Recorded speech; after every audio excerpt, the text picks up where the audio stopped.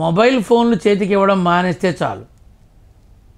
తల్లి చెప్పాల్సినవి తల్లి చెప్పి, తండ్రి చెప్పాల్సినవి తండ్రి చెప్పే, టీచర్ చెప్పాల్సింది టీచర్ చెప్తారు. చాలు. ధర్మాలు విచక్షణా జ్ఞానం సంగతి పెద్ద మాట. అన్నం తినకపోతే చంపేస్తావేదవా అని తల్లి చెప్పాలి. నాన్న మొబైల్ ఫోన్ చూస్తూ ఉండు, నేను పెడుతూ ఉంటాను ఆ పిండాకుడు. అక్కడే అలవాటు చేస్తున్నారు ధర్మం తప్పటం.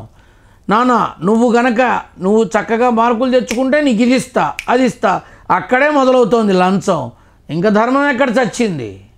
కాబట్టి పిల్లల్ని తల్లిదండ్రులు మీ గుప్పెట్లో, అంటే నా బిడ్డ నా మాట వింటాడు, నేను వాడి మాట విని తర్వాత నా మాట వినేలా చేసుకోవడం కరెక్ట్ కాదు.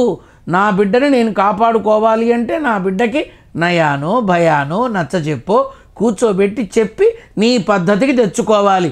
అప్పుడు ధర్మం అదే నిలబడుతుంది. పసి పిల్లవాడు పారాడే పిల్లలకు కూడా మొబైల్ ఇచ్చి చస్తుంటే ఇంకెక్కడ నిలబడుతుంది ధర్మం? వాడికి ఏం తెలుస్తుంది?